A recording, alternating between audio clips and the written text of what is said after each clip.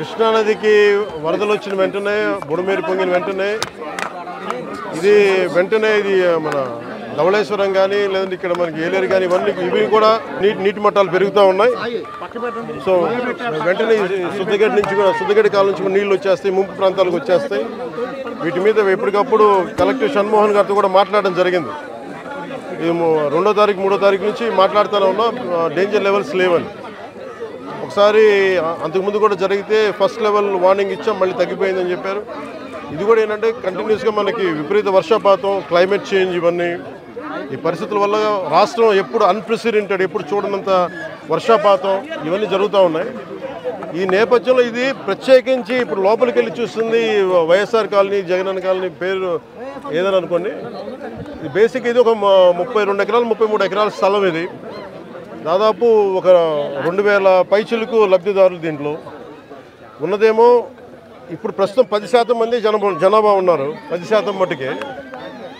లోపలికి వెళ్ళి చూస్తే అసలు బేసిక్గా లోపల మనకి ఈ డ్రైనేజ్ కానీ రోడ్లు కానీ ఏమీ లేవు. కనీసం వాళ్ళు అడిగేది ఏంటంటే కనీసం ఇప్పుడు దీనికి కనీసం బ్రిడ్జ్ చేయమని అడుగుతూ ఉన్నారు. చిన్నపిల్లలు ఇరుక్కుపోయారు అది ఇది అని. తక్కువ ధరలకు ఉన్నది అధిక ధరలకు ఉన్నది చెప్పంటారు. ఇక్కడ తక్కువ ధరకు ఉన్న దానికంటే ఆ విషయంగా వస్తున్నాం. నా నోట్లో మాటలు మీరే చెప్తారు. అంటే ఇది ఇప్పుడు నేను మన బుడమేరు గురించి చెప్తాను. ఇది అంచెలంచెలుగా ప్రతి ఒక్కళ్ళు దీన్ని ఇంక్రిమెంట్గా పెంచుకుంటూ వెళ్ళిపోయారు. ఉదాహరణకి ఒకరితో మాట్లాడుతుంటే, వాస్తువులతో మాట్లాడుతూ ఉంటే ఇది 2 లారీలు వెళ్ళేంత దారి ఉంది. నదీ పరివాహక ప్రాంతాన్ని ఇది ఈజీగా వెళ్ళిపోయేది. కొంతమంది చెట్లు వేసి ఆ గట్లని వాళ్ళ పొలాల్లో కలుపుకోవటం అదొకటి. ఇది చాలా ఇంక్రిమెంట్లు జరిగింది. కానీ ఇది మట్టుకు ప్రత్యేకించి ఈ జగనన్న కాలనీ మట్టుకు గత ప్రభుత్వం చేసిన తప్పులు. ఇది ఆల్రెడీ 4 అడుగులు లోతట్టు ప్రాంతం. ఇది చిన్నపాటి వర్షం వస్తే మునిగిపోయే ప్రాంతాలు ఇవి. అలాంటి చోట్ల వీళ్ళు 30 ఎకరాల పైగా 32-34 ఎకరాల పైగా వీళ్ళు ఇచ్చారు. ఇది మామూలుగా మనకి రిజిస్ట్రేషన్ ప్రకారం మనకి 13 లక్షలు ఉండేది. అది మార్కెట్లో మనం చూస్తే 30 లక్షలు. దీన్ని వీళ్ళు 60 లక్షల రూపాయలు పెట్టుకున్నాం. సో ఇది జగనన్న కాలనీ అనేది గత ప్రభుత్వం చేసింది. ఎన్ని 100 కోట్ల 1000 కోట్ల తేల్చి మన క్యాబినెట్ మీటింగ్లో తేల్చి చెప్పాలి. అన్ని మొత్తం కూర్చున్న దాని మీద వర్కౌట్ చేస్తున్నాం.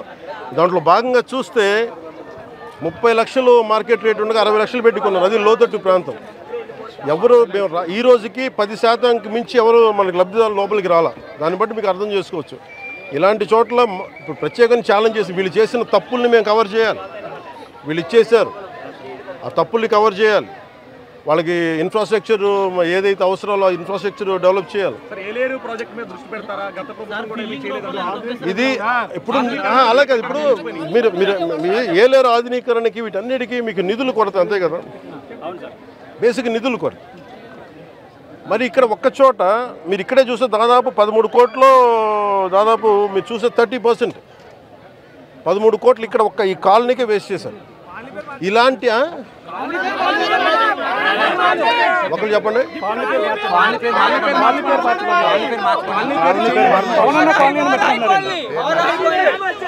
ఇది కాలనీ పేరు మార్చుకోవడం అంటే మీరందరూ కోరుకొని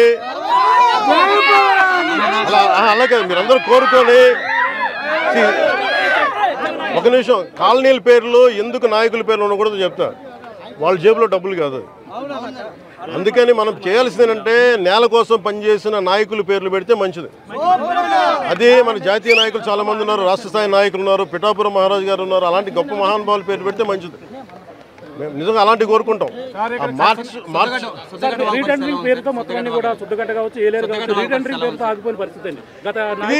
ఇప్పుడు మీకు డబ్బు పరిమితమైన డబ్బే ఉంటుంది. ఉత్తరాంధ్ర కూడా వెళ్ళినప్పుడు ఈ ఇళ్ల కాలనీ పట్టాల పేర్ల మీద ఎంత దోపిడీ జరిగిందో మీ అందరికీ తెలుసు. అదే అన్నాను, మడడువులు ఇచ్చారు, మడడువులు ఆవు భూములు, వీటన్నిటి మీద ఒక లెక్క నీకు తేల్చాల్సి ఉంది. ఇప్పుడు క్లాసిక్గా మీరు చూస్తే మీకు అర్థమవుతా ఉంది డబ్బు ఎలా దుర్వినియోగం జరిగింది. ఈ డబ్బు దుర్వినియోగం ఆపగలిగితే ఈ ఆధునీకరణ పనులని జరుగుతాయి.